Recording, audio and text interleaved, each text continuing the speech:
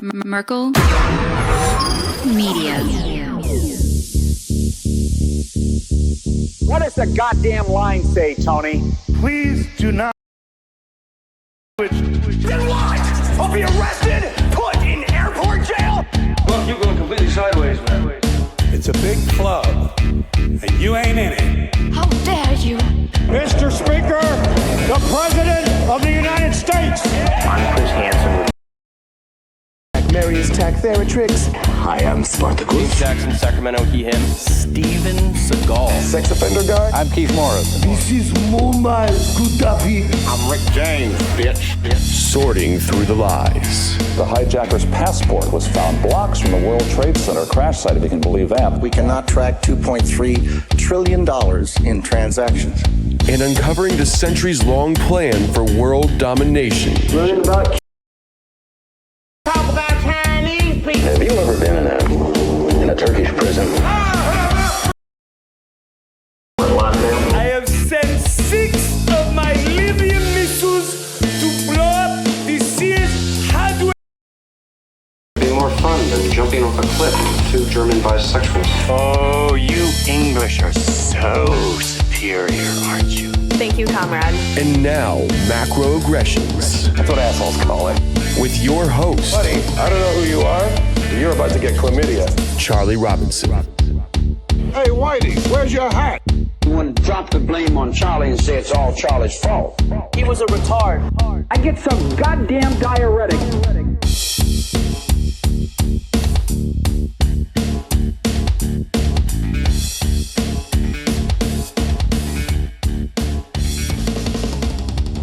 Welcome to Macroaggressions. I'm your host, Charlie Robinson. If you are watching us on Iconic, Odyssey, Rockfin, Fan.video, or you're listening wherever podcasts are served, thank you so much. We appreciate your amazing support. We know you have a lot of choices out there, and we're flattered that you chose to spend some time with us. We couldn't do it without the tremendous support of our sponsors. True Hemp Science has been nice enough to send me over some products. They got me on this pretty interesting. It's a relatively new product out there. It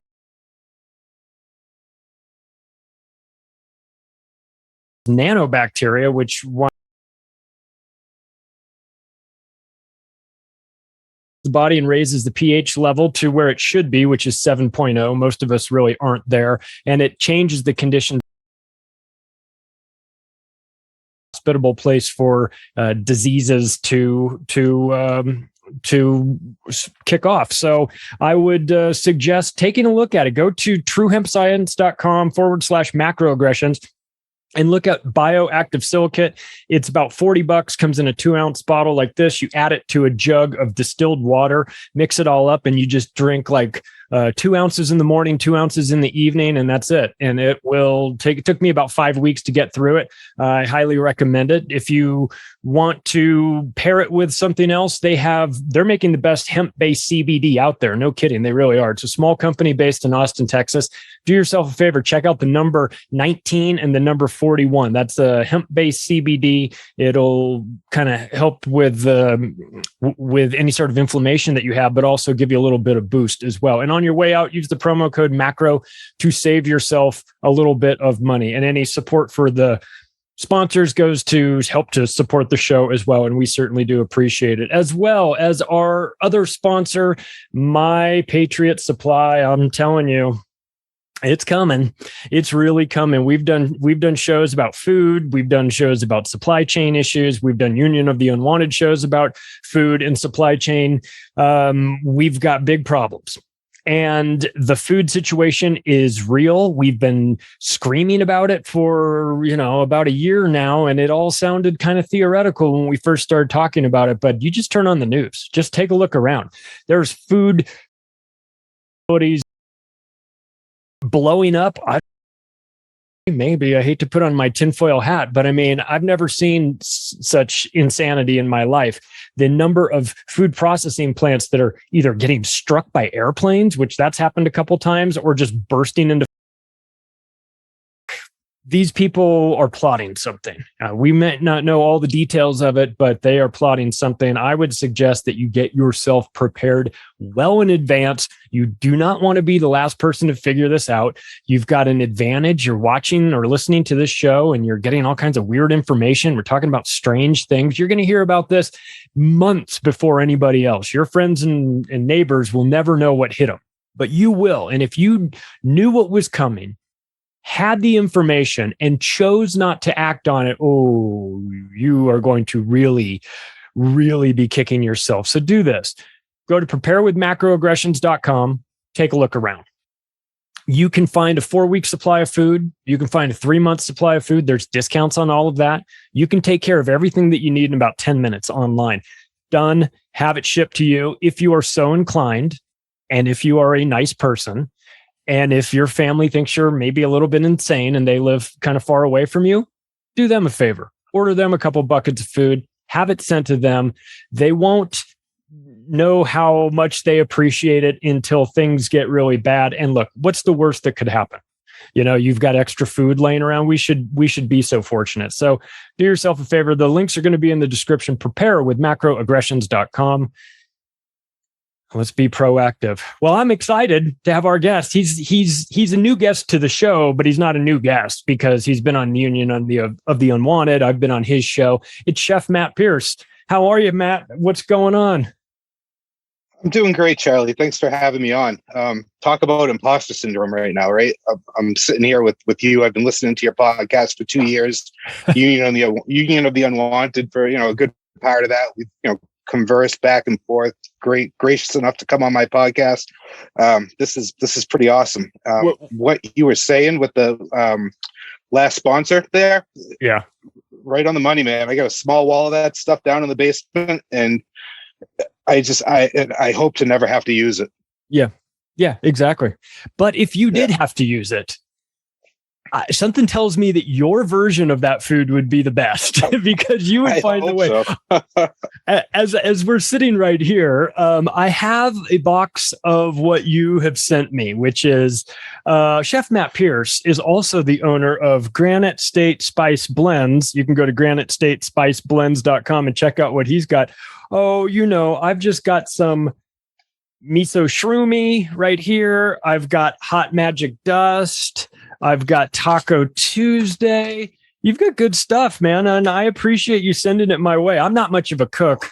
You get food poisoning if you eat my food, but my wife is a great cook and she loves all of this stuff. So I said, listen, we've got it all. In fact, you were nice enough to send me, when you guys were sort of working on formulas, you sent the Taco Tuesday recipe, and we had that one night and everyone liked it. So I'm grateful for you.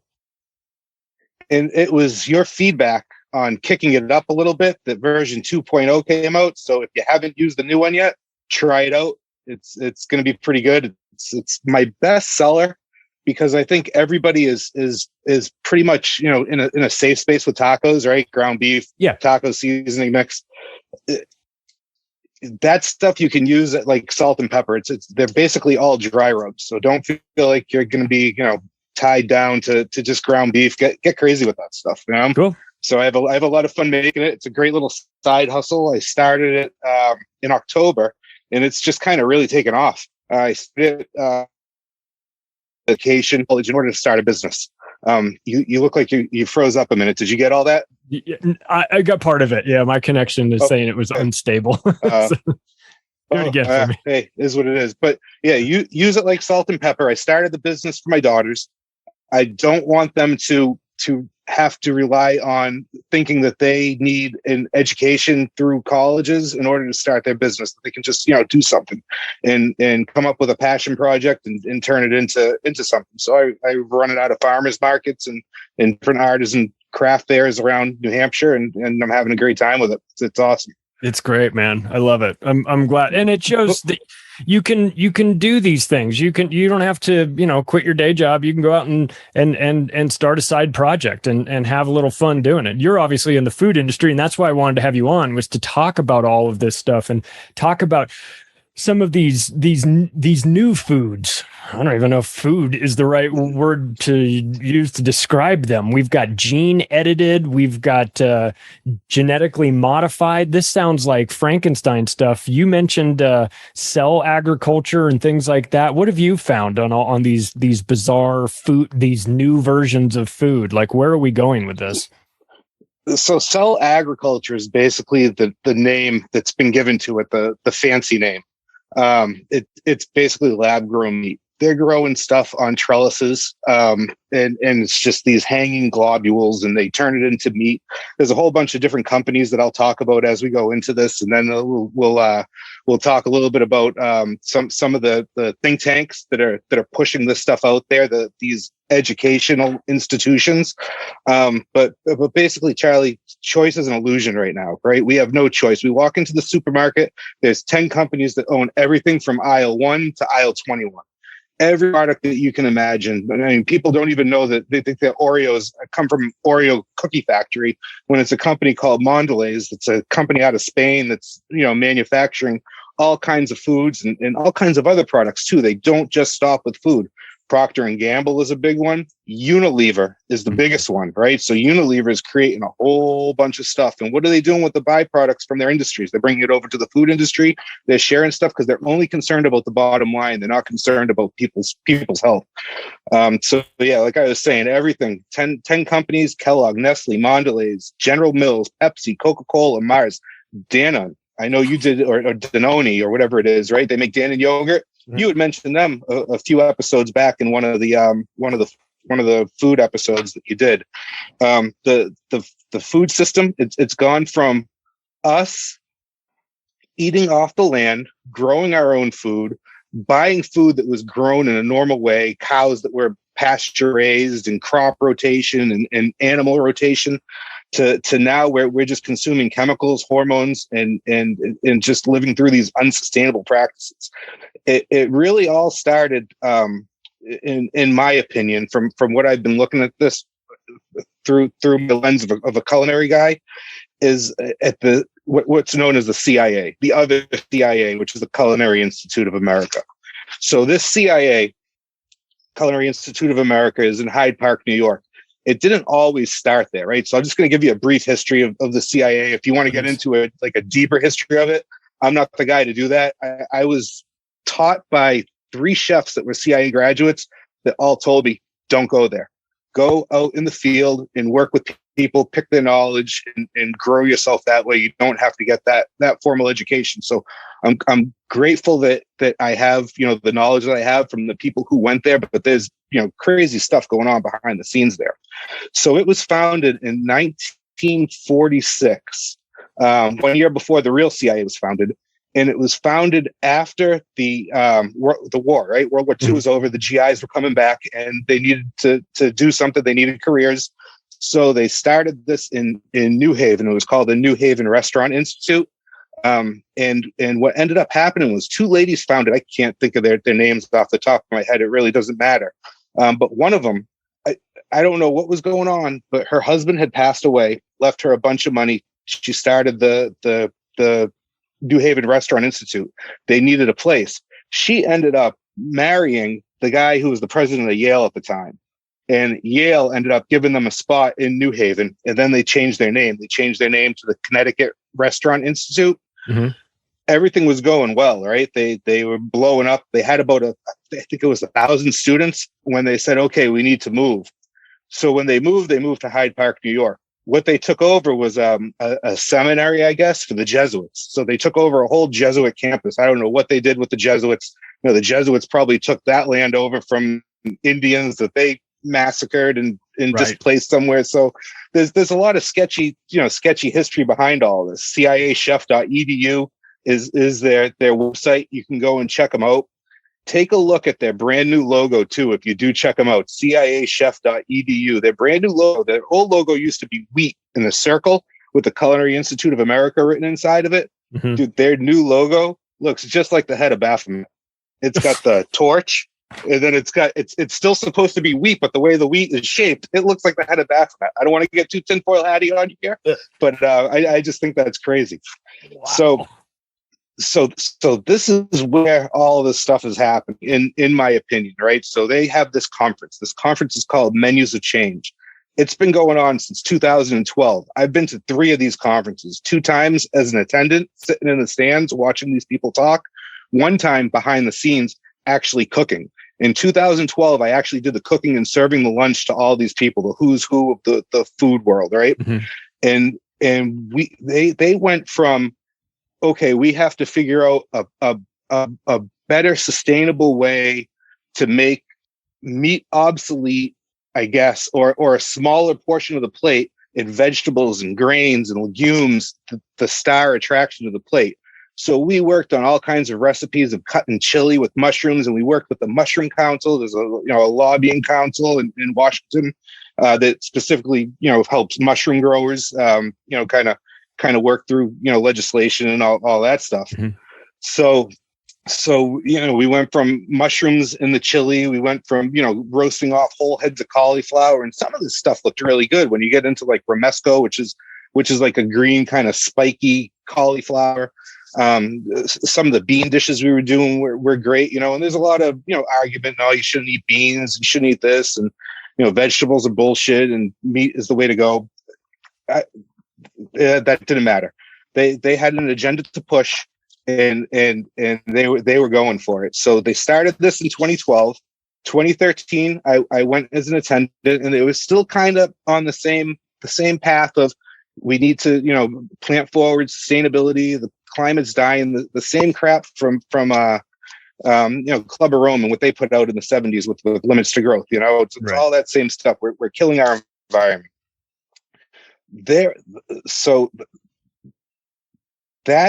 Menus. I'm sorry, I just lost my train of thought for a second. My mouth is moving faster than my brain is working. So the Culinary Institute of America and Harvard School of Health had teamed up, and that's how I got involved with the cooking for it and going as an attendant. Is because I was working for Harvard at the time. I worked for them for 10 years, and we were actually a test pilot for Menus of Change and creating all these plant-based meals and menus and whatnot. So to Stanford got involved. Like I said, the Harvard School of Public Health got involved. And it's just a group that's just absolutely trying to take over. So what you do on a lot of your episodes is you break down who the people are in these groups. So I just want to break down a few of these people. So this Menus of Change group is made up of 2 committees. These 2 committees, one is a business committee, and you're not going to find anybody heavy hitting in that committee. There's all kinds of propagandist kind of media type people. What you will find is when you get into the scientific committee, that's it. These are tech geeks that are running everything. I don't know if they have a revenge thing going on from when they were kids and when they were bullied, and that's why we're seeing all this wokeness, and now it's moving into real life. But you got this one guy, Walter Willett. People can go and Google him, and they can Google Walter Willett controversy. One thing I like about this guy is he's pushed back on the healthy plate. The only thing I don't like about him, they got the new plate that did away with the food pyramid. They moved that over to the side, and it's called My Plate.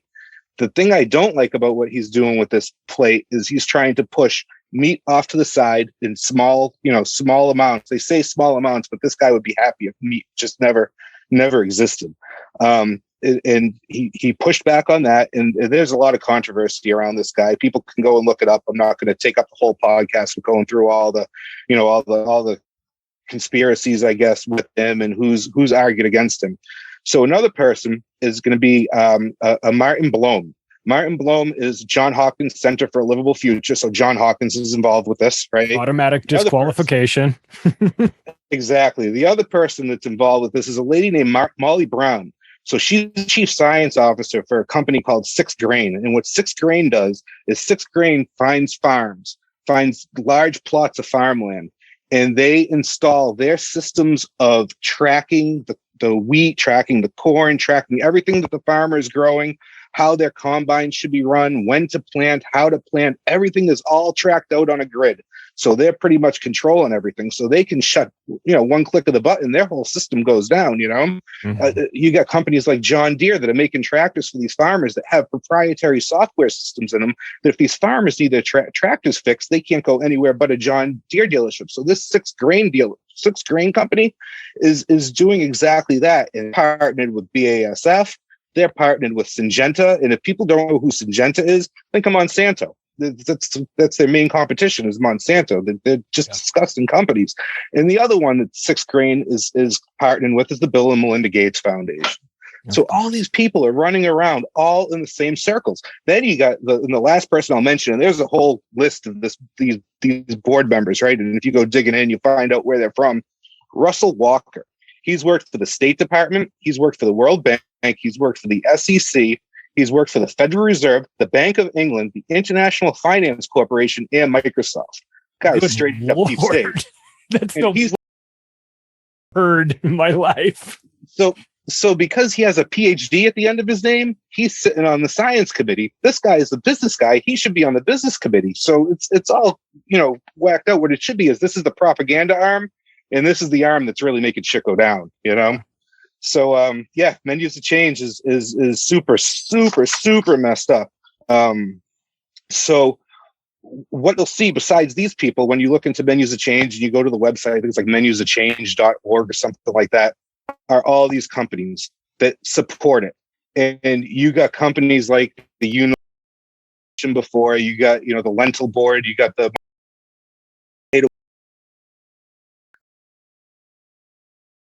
is the most disgusting drinking this stuff, right? But what you also have here is you also have these companies that are into what is known as cellular agriculture. So I want to get into, I'm just going to find here on my notes here. I wrote some of these bullet talking points down because there's just so much that I would never, ever remember for all this. And I think they do that intentionally too, right? These corporate backings will fund so many of these companies and then let all these companies duke it out. And then, whichever one they decide to pick is the one that's gonna win. So you got one company sponsoring menus of change called Ayla Farms. They do lab-grown beef. And if you go to their website, they show you a picture of what their beef looks like. And it's supposed to be a strip steak. And the only way you can tell that it was supposed to be a strip steak is because it has a fat cap on it. And it kind of has that slender look that a New York strip steak has. So their head guy, right, is a guy named Mark Buckley.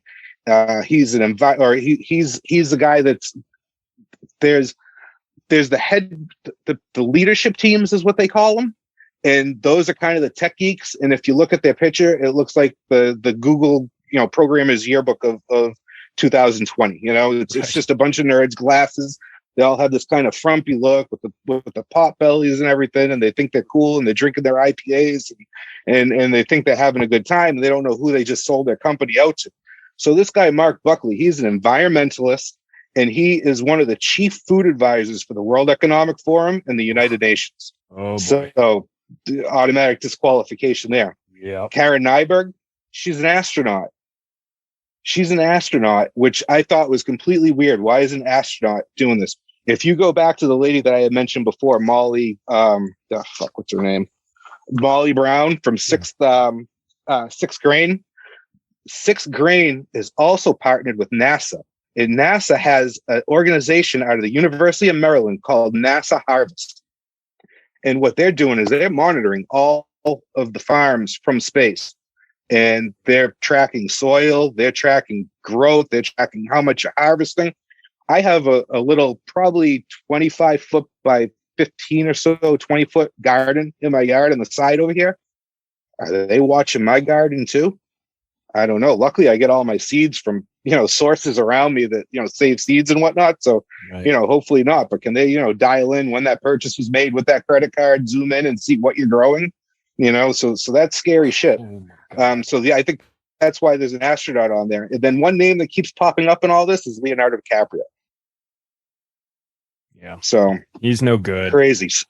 He's involved in anything United Nations related. I mean, they must have him on camera with a goat or something, because he is their go-to guy when it comes to, and a huge, tremendous hypocrite on top of that too, as he's flying off to Europe to accept his environmental award on a private jet, and then partying in the south in the south of France on the fourth largest yacht in the world that pollutes more than an entire Italian village.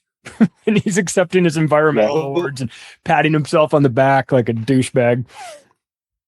Who would have thought that the homeless kid from Growing Pains would have, turned into what he turned into? Crazy. I can remember as a kid watching Growing Pains and seeing him as one of the characters living in Mike Seaver's janitor's closet. It's absolutely crazy that all this is happening. Yeah. So his name shows up everywhere, right? So like I said, the board of directors are the problems behind all this.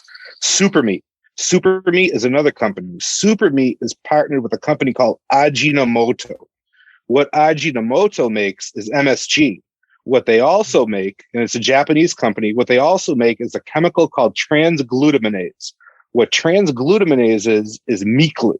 So you can take a protein like a piece of fish and a protein like a piece of pork, put a little transglutaminase on it, slap it together, and in minutes you have a fused piece of meat. I've seen chefs, and there's a restaurant called Moto out of Chicago. This is years ago. He was messing around with all this plant-based stuff, and he wanted to create something that looked like haddock or a whitefish, a nice piece of cod, right? New England cod. So he would take the tofu and slice it razor thin, and then put this meat glue in between each of it, and then slap the pieces together, and then roast it like you would roast a piece of fish. And it flaked and did everything like cod did. So they've been working on this stuff for years and years and years. So Ajinomoto is a seriously dangerous company, especially with the MSG. So that stuff is freaking giving people headaches and slowly killing us. Simulate is another one. They're doing chicken tenders. It's pretty gross. I don't know anything much about them except they have a website that makes your computer look like you have a virus when you log into it. It's kind of weird, and that's Simulate, and it's kind of going with all that tech geeky stuff. Well, it's going to make you feel like you have a computer virus in your stomach when you get done eating this fake chicken fingers that they're making. Yeah, exactly. And hopefully everything that goes in comes out okay, because I don't think it will. What they're putting, what they're doing, and what they're doing is they're taking and I've looked, and I'll get into this in a little bit. Is they're taking a cell and just growing it in a bath, and it keeps growing. And I don't know if and I haven't seen any sort of what the nutritional breakdown is of it. Is it the same amount of protein? You assume it is. You take their word for it that it is. It's just so much behind it that there's so many questions. So then I stumbled across this company called Perfect Day. They're the grand sponsor of the whole Menus of Change at the Culinary Institute of America Summit. And Perfect Day, Leonardo DiCaprio is another one that's one of the influencers. Two guys made up the company, a couple of vegans that wanted to eat dairy and wanted to eat ice cream. And what they are is a company that does dairy, and they sell their dairy off to different ice cream companies, yogurt companies that you've never heard of. All these, I don't know if 5 years down the road, 10 years down the road, we're going to end up hearing of these companies like their household names. But right now, they're obviously getting funded from somewhere big to support something as big as the Menus of Change summit. So this company, Perfect Day, the executive team, the board of directors, the head guy on the board of directors is Bob Iger of Disney. He is the Disney CEO that basically made Disney into what it is now. And when he stepped down, they went really woke, and now they're running into problems. Mm-hmm. But he was the one that acquired Pixar. He's the one that got all the Marvel movies on board.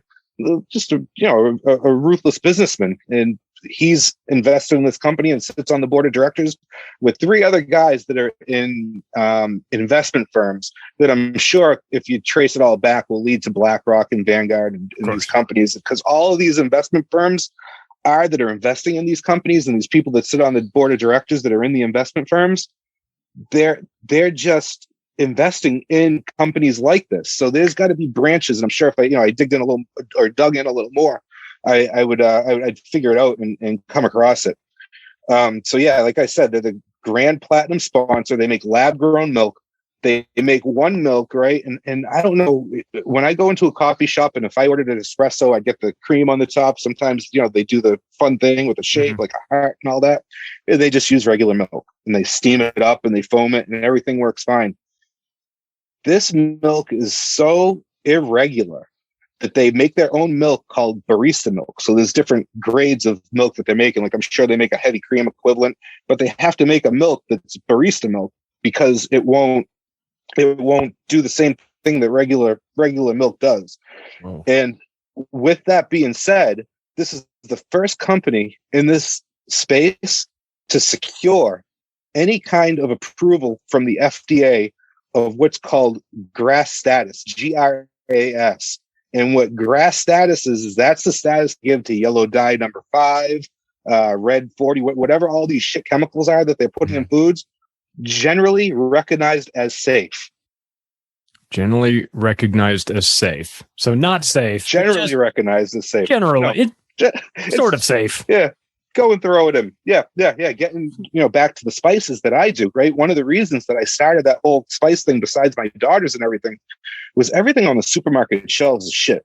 You find this stuff sitting in these BPA-filled plastic bottles that have been sitting there for who knows how long, that have been sitting in some warehouse somewhere in who knows what kind of conditions, what kind of heat. And when you look at the back of the ingredients, you find one ingredient that I find consistent across all these like blended mixes, whether it's Goya or the shit brands is good shit, chicken shit, bullshit, catchy names and everything. But they all have what's called silicon dioxide in it. And what silicon dioxide is a little packet that you find in your shoebox that says do not eat. The stuff that's in that packet is silicon dioxide.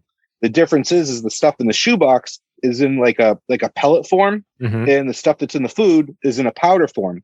And what it does is it takes all the moisture out of any food that you have.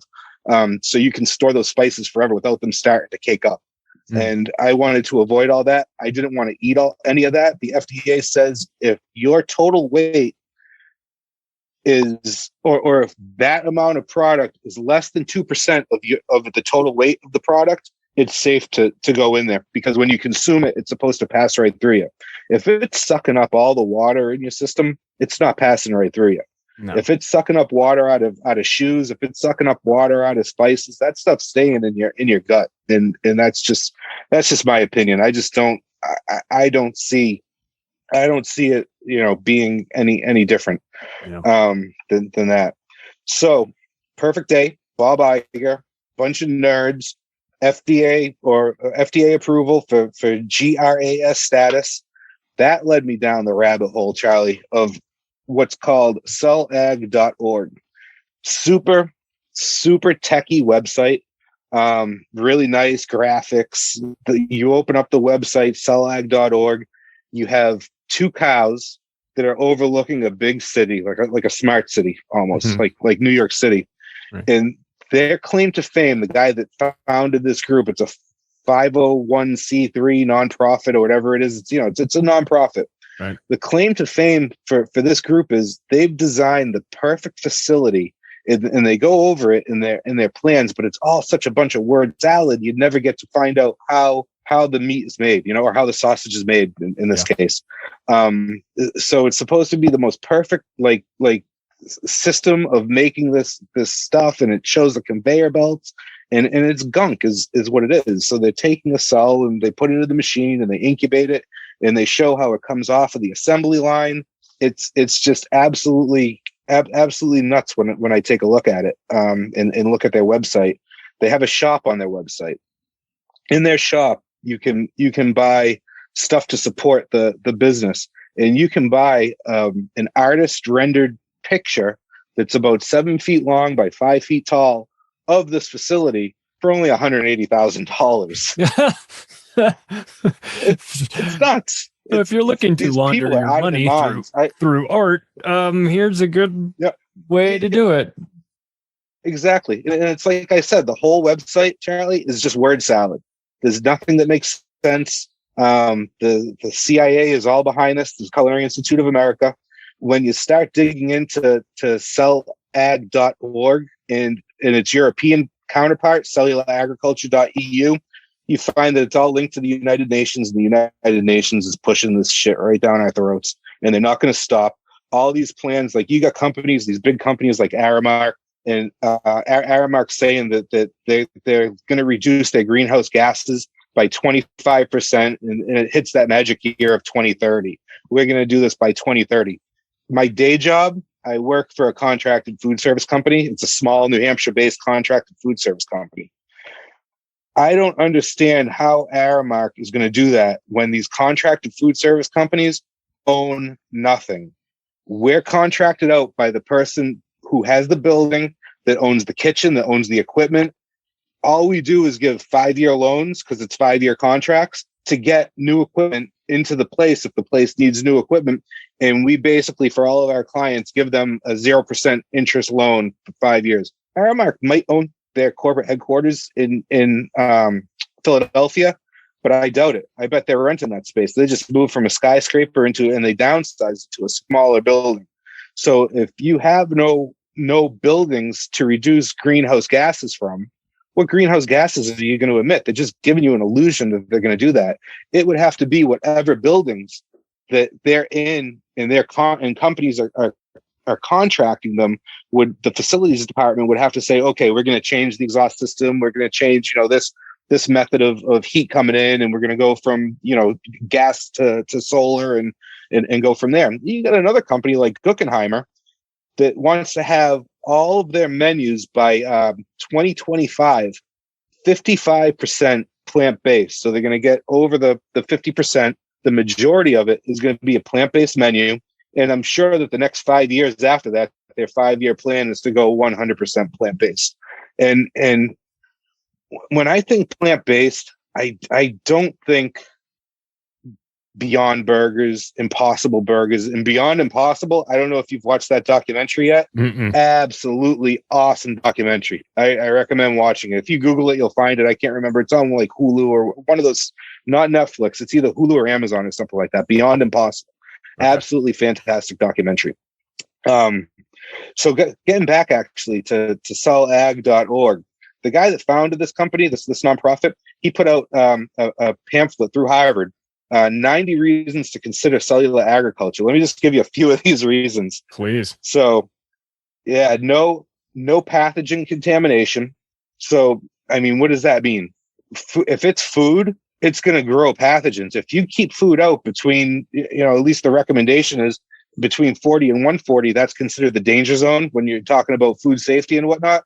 I think those numbers are a little extreme, and that's just kind of the government and the National Restaurant Association covering their ass so that when people do get sick, they got someone to blame before they go and start, a major recall and all that. But you got, the temperature stuff that can get messed with. Mm-hmm. You got time that can get messed with, right? So it's either time or temperature that's controlling the food. After it's cooked and it sits out, is it not going to grow any pathogen? Maybe they're talking about just the process of making it. But if the process of making it, if they're making live animals, don't they need refrigeration? Right? They're making basically dead live animals that are dead, and they're basically printing everything out like it's a friggin' 3D printer. So no pathogen contamination. That's a lie. Longer shelf life. If it's meat, it's gonna have a normal meat shelf life, right? Your oxygen is gonna hit it, and your red hamburger is gonna turn brown. So I don't understand how they're talking about longer shelf life. You know what has a long shelf life? When the farmer in the next town over that grows chickens, that raises chickens, that raises pigs, that raises cattle, and you buy their meat and you hold it in your fridge, you're going to get a long shelf life. This stuff is made who knows where, shipped who knows where. Like pork nowadays, since Smithfield got bought out by China, they raise those pigs here, then they slaughter them, they ship them over to China to process them, and then they ship them back. Yeah, it's crazy. just a funny story with that too, with the pigs and the way they ship it. China uses everything, right? We don't eat everything, but we use everything, and we let the byproducts go to other industries.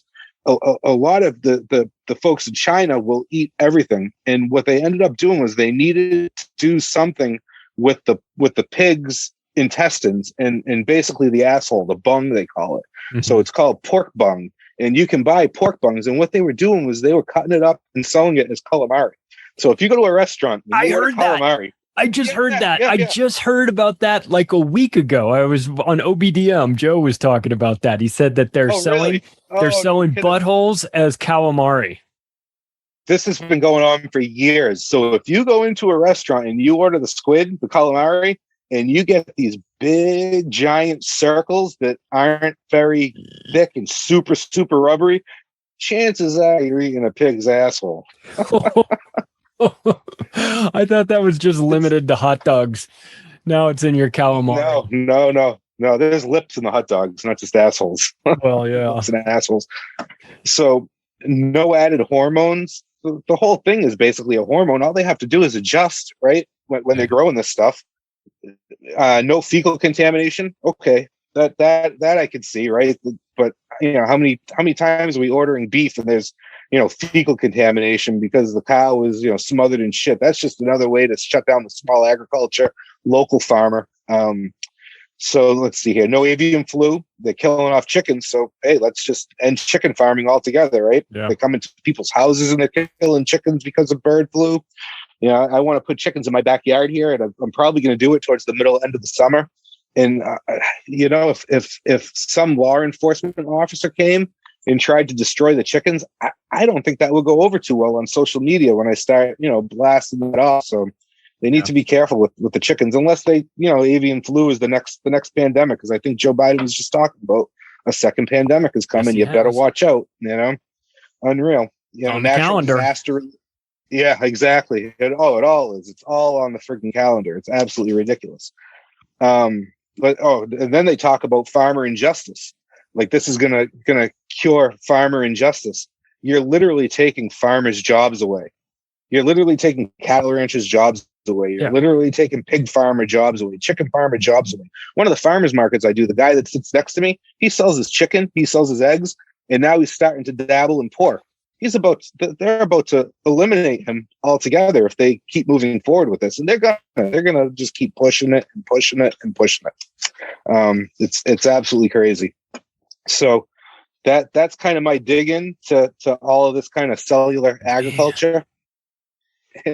United Nations, man, they say that they want to be on the side of feeding people and helping starvation and all this. It's always this altruistic cover story, but the truth is they want to starve everybody out. They found a way to do it. This cell agriculture. I mean, yeah, they'll say, well, it's just technology, right? We have to embrace technology. It's the new science. It's the science. Yeah. Sorry. It's the science. Yeah. We have to embrace this, but it's fake science. It's not anchored in any sort of, it doesn't make any sense to me. We don't have a problem with agriculture, with raising pigs and cattle and chickens. We've been doing this for literally thousands of years. We're pretty good at it. It's not like we just woke up one day and forgot how to do it. And just, look, I'm not anti-technology. And I'm willing to listen, but when the list, like you mentioned, the list of people that are behind it, it's the worst group of people ever, right? It's just all these people that have ties to the World Economic Forum,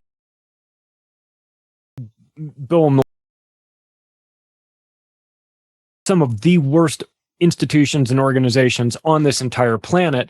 Just forgive me if I don't get super enthusiastic about them trying to save me with food when I know what they're really about. They're all depopulation outfits. So I wonder about this. I wonder about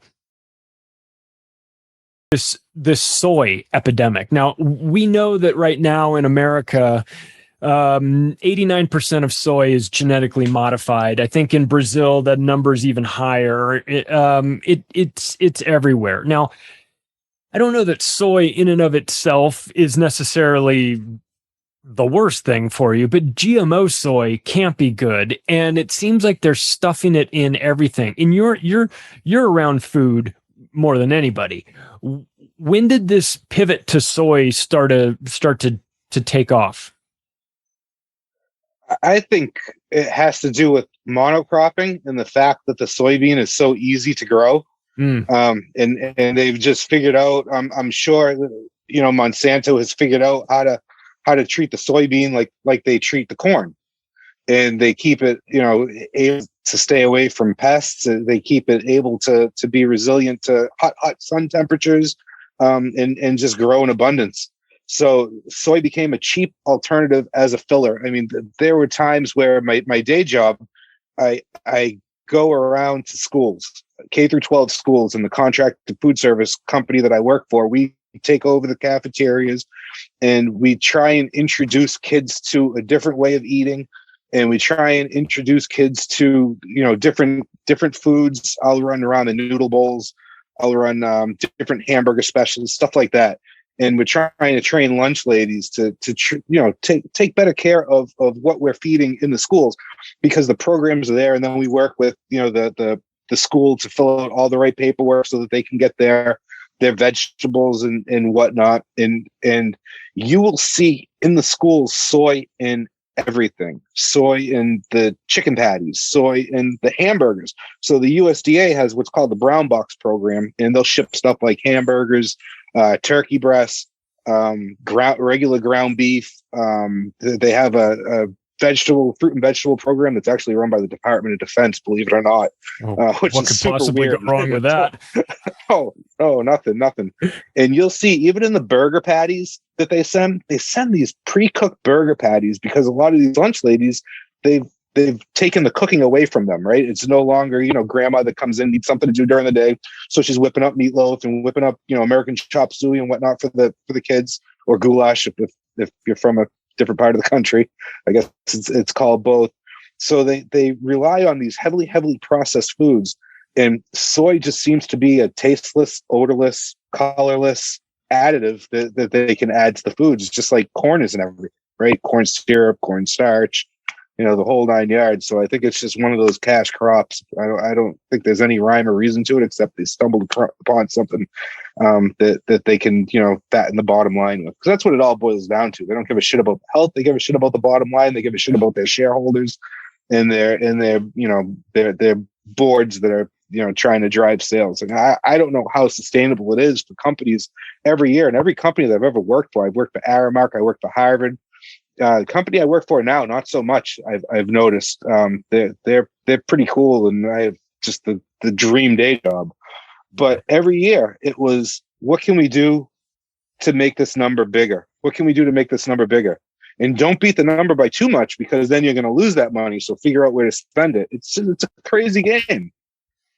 It really is. What do we know about? You mentioned like the Impossible foods and the plant-based foods that they're putting out. I saw that the Impossible Whopper at Burger King, though not necessarily a dietary alternative, it's only 5% fewer calories than a traditional Whopper. So it's not like low calorie or anything like that. But it had 16 million times more phytoestrogen in it than the regular Whopper. And I thought, I know that's not estrogen. Phytoestrogen is a little bit different, but 16 million times more in each Whopper. Like what? I wonder what that does to you. Do you automatically get a membership card in Antifa if you eat that? I don't know, but when you grow up eating nothing but breakfast cereals from Kellogg's, and then you get a big load of estrogen dumped on you, all your little boys aren't little boys anymore. Yeah, so it's crazy. Yeah, it's just absolutely nuts. Yeah. And with that Impossible Burger and the Beyond Burger, and there's another brand, I don't know if they're still on the market, called Uncut. They've all been part of Menus of Change at the Culinary Institute, and they've all been part of my kind of culinary career in Harvard as they were trying to introduce this stuff and we were working with it. And they were very, very clear on telling people that this is not healthy food. They made no what's the word I'm looking for? They didn't hide it that it was unhealthy, that it's got just as much calories and just as much fat and just as much sodium as you would a regular burger or a regular processed piece of food. What they want to do is they want to end meat consumption. They want to put the farmer down for some reason. And that's just all I can think of for that, because they were the sales reps, anybody that was representing these and having us sell them to, they said, make sure that you do not tell people that they are a healthier option, because they're not. Like a cardboard Boca burger, Morningstar burger that's made of grains and whatnot. That might be a healthier option because you're not getting all that, added fat and whatever else is in there that they claim is unhealthy. There's nothing unhealthy about a nice lean piece of steak or ground beef or whatnot, but we've been conditioned to believe that that's unhealthy. So when you do get those questions about, oh, this is supposed to be healthy for you, it was told, no, it is not healthy for you. It's just like eating a regular burger. We just want you eating less meat because of the CO2 emissions that the cows are letting off and destroying the ozone layer, which is a total load of shit. Because I'll tell you about CO2 emissions. I would rather sleep in a garage with the door shut with a cow than I would with a car run. Right. It's nuts. But since I've got you here, and since you are the chef, I'm curious to know if you can maybe go in and explain to me, I don't know how to cook because I don't, but grass-fed beef, is that better than traditional beef? Or is this a marketing gimmick? Is this some sort of thing to make you feel like this is a higher quality type of beef, but it's not? I mean, what is that? Tell me about that.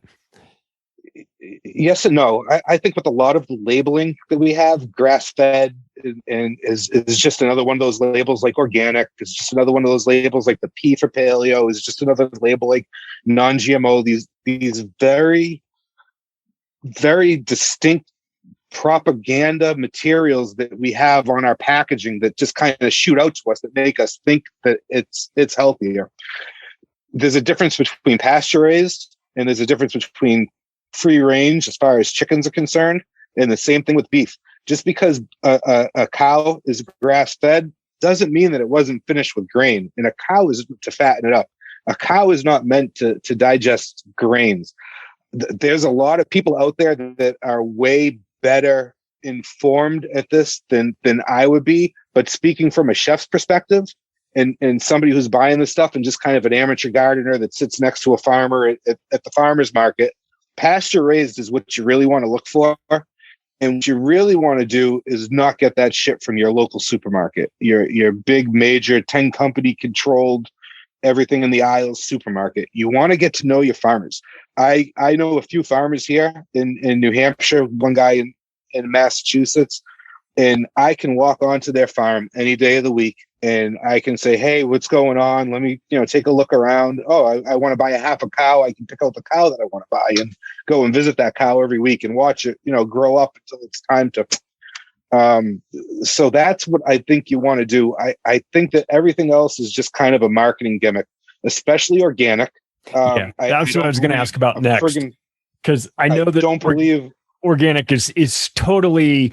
It allows 100 different chemicals to be involved. I mean, it just seems like it's a real scam at this point. The pesticides that they're using on this organic stuff, it's all derived from natural ingredients, right? But there's nothing natural about it. When you take a little of this and a little bit of this and a little bit of this and you mix it together, you get some sort of concoction that's going to kill bugs. If it's going to kill bugs, what's it going to do to me? What you want to do, and at least what I do in my garden, I use cinnamon and I use cayenne pepper, and it drives the ants away. It drives the aphids away. So again, know your farmer. I think that's the key to it all, is know your farmer. And if you know a farmer who takes Bitcoin, even better.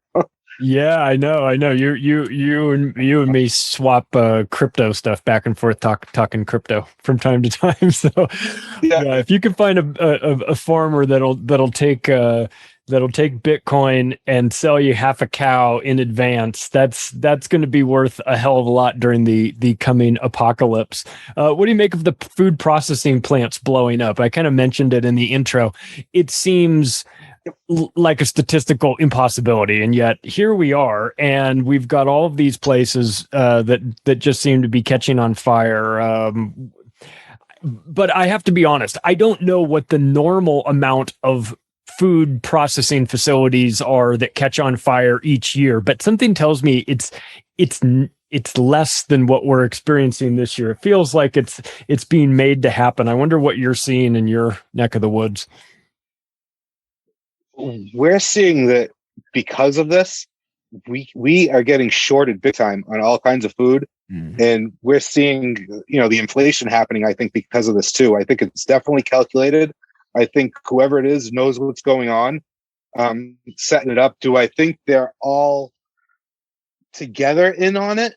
No, but I think independently they've been given the order to go ahead and do something because we got to make room for cellular agriculture, maybe.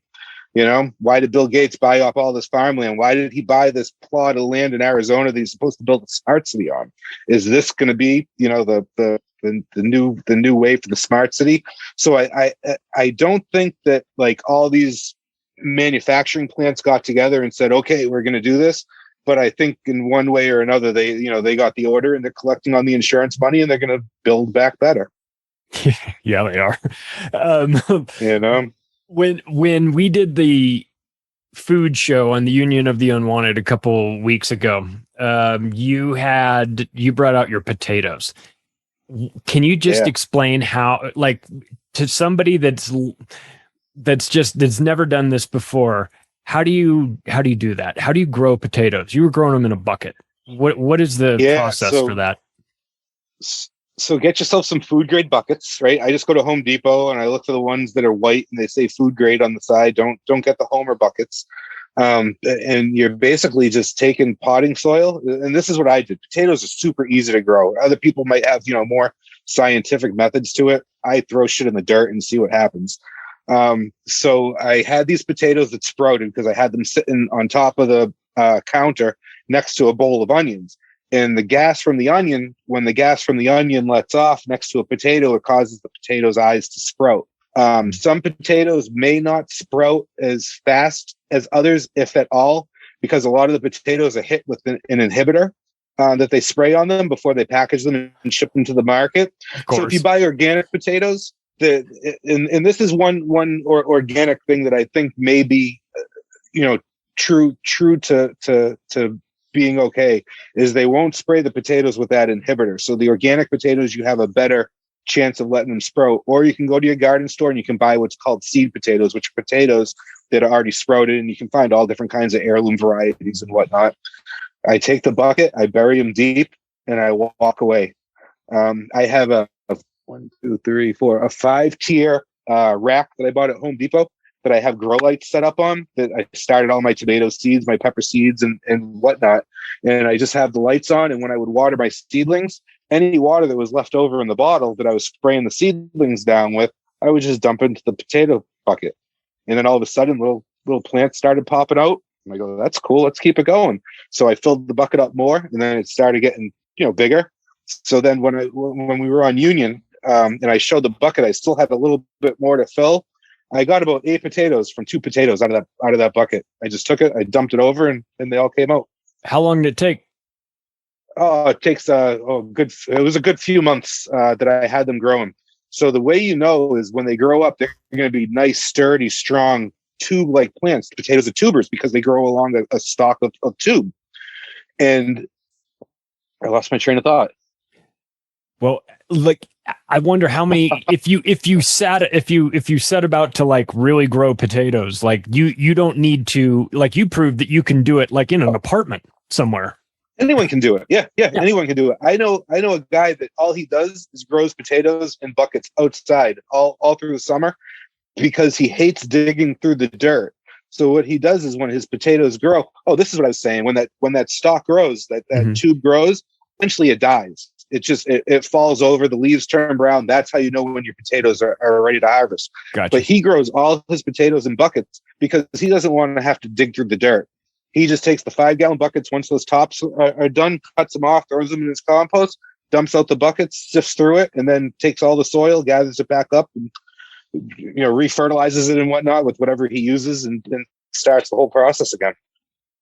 We have such a detached relationship with our food here in America. Like the average person like me, I feel like it's a skill we all need to pick up, learn how to do a little bit of farming. Have you ever done any microgreens? Yeah, I have failed miserably at microgreens. Yeah, I tried it once. And believe it or not, what I did was I found a microgreen kit at the Christmas tree shops of all places. I don't know if you know Christmas tree shops. We got them around here, and it's like a discount store. And what you can do is, and what I like to do is at the end of the gardening season, like in August, September, I go in there and I buy all the plastic trays and little cells that I can plant my seedlings in at 75% off. So they had these microgreen kits there for 75% off. And I tried it out and I failed miserably. There's one company called True Leaf Market that specializes in like microgreen kits and everything like that. And actually, I think the Naked Gardener, Mike's wife, I think she's sponsored by them. I think the Naked Gardener is sponsored by True Leaf Market. They do an amazing job with microgreen kits, I hear. I haven't bought one yet, but because of my fail, I'm just growing normal shit. Yeah, I'm just growing my zucchini and my all that stuff. Microgreens could be a good side hustle too. Yeah, you take those to restaurants and say, "Hey, I got some microgreens." But real quick, getting back to what you're saying about being detached, that's all by design. Yeah. Since the 1950s, the creation of the Hungry Man Dinner and Operation Mockingbird has pulled the family apart. And they're just continuing to tear down and rip apart traditions until they create this new tradition of everybody on the same page and everybody on the same level. And nobody is different from anybody else, and they're skipping over the bugs. They're skipping over the Soylent Green, and they're going right to lab grown meats, man. What will your favorite bug be, do you suppose, Matt? I don't know. Actually, I take that back. I do know. Crickets. Because I've had crickets before. So I was out in San Jose at a restaurant called Mexicali or Mexicala or something like that, right? It was this, San Jose is where the burrito was invented. So I'm like, fuck, I'm going out and I'm getting some burritos tonight. And we found this restaurant. They did the tableside guacamole. And one of the dishes was crickets. People have been eating this stuff for forever. But for us, it creeps us out. Now, I'm not into like cockroaches and those big like palmetto bug type things and stuff like that. But they'll probably just grind it up into some sort of meal and mix it in with the lab-grown meat. I don't know. It's absolutely crazy. I've been to China, man. I saw scorpions on a stick. I was like, yeah. I'm not that hungry. I'll go to California Pizza Kitchen. Pass. Yeah, that's because they're in China. Because that's totally normal. Yeah. Where's the best place for people to find you or support you or shop with your spices or all that good stuff? So GraniteStateSpiceBlends.com is the website, and that has links to my Instagram. I have a TikTok too, where I like pour spices out and mix spices and take videos of food I cook, and I set it to some great 1990s boom bap era hip hop. Nice. So you got to check that out on TikTok if you're on TikTok. But yeah, that'll take you to the Facebook page. That'll take you to the shop. I have the shop at GraniteStateSpiceBlends.com. And for everybody that made it through this episode and my super fast talking, which I obviously a little nervous. I'm sitting with one of the goats of alternative media. Oh, stop. I came up with a 10% discount code for this episode. So use code Jack Marius. 10% off. Jack Marius. One of the greatest skits ever to show on Comedy Central. It was awesome. For those that don't know, from the intro, Jack Marius Tactheratrix is from a Key and Peele skit where they are introducing the it's a fake skit about the football all-stars, and they're introducing them like they introduce before like a normal football game that's on TV, and one of the guys is Jack Marius Tactheratrix, and that just had to go in the intro. And so I'm going to make sure that I write down, in the show notes, there will be all the links to your stuff. And I will write the promo code Jack Marius so that everybody knows how to spell it properly. Yes. There will be no confusion. Yes. This is going to be fantastic. I say now everyone has to buy spices from you. They just have to. I mean, you can't buy them from the grocery store. You would be supporting a small business. You would get to use a promo code that is fantastic. Holy shit. I'm so honored that you chose that one. And also I think, look, we're in this little world where we can support whoever we want. We can vote with our dollars. Like, why don't we just support the people that we like, with the people that see the world the way we see it, that are on the right side of things, that are fighting back against these maniacs. So I'm all for it. And I appreciate everything that you're doing. And I love that you came on Union of the Unwanted and were able to sort of fill us in on that. And look, I mean, I never thought food would be cool, or I never thought food would be a real big topic of discussion on this show. But man, has it become really important. And I think that we're all going to need to know a little bit more about it. We can't just assume that the grocery stores are going to be filled with food, and if they are, they may be filled with poisonous, or they are filled with poisonous food. So it's up to us to sort of take advantage of this. You still doing the show? No, we stopped the show. It was a choice between doing the show and starting this business. And I put everything into this thing wholeheartedly. The show, man, kudos to all you guys, you, Ricky, Mike, everyone that has a podcast and that's been doing it, because it is friggin' work. My OCD started taking over, and my little thumbnails for the podcast episode, where I'd go into Photoshop and I'd crop heads out. It was driving me nuts. It was taking up all my time, and I really wanted to start this business. So yeah, we stopped the show, but Eric, my co-host, we're still good friends. We actually, I gave him 4 pepper plants, and he brought me a half a gallon of raw milk. So we're doing some agorism there, trading stuff up, and that's really, Charlie, that's where it's got to go. So yeah. A lot of this is what I talked about with Harvard and Stanford being involved with this Menus of Change and the Culinary Institute of America. It seems like gloom and doom. But if we keep thinking small, and we keep thinking community, and not small where it's just you and your neighbor, but small, like groups of like-minded people that know how to help each other out. And even if you're across the country, maybe you can offer some advice to somebody that just thinks like you and is on the same page as you. Get to know your farmers, buy Bitcoin, invest in cryptocurrencies other than Bitcoin, invest in gold and silver. We need to just do something, and that's the only way we're gonna be able to fight back. I say the best way to do it and to fight back are through random acts of civil disobedience.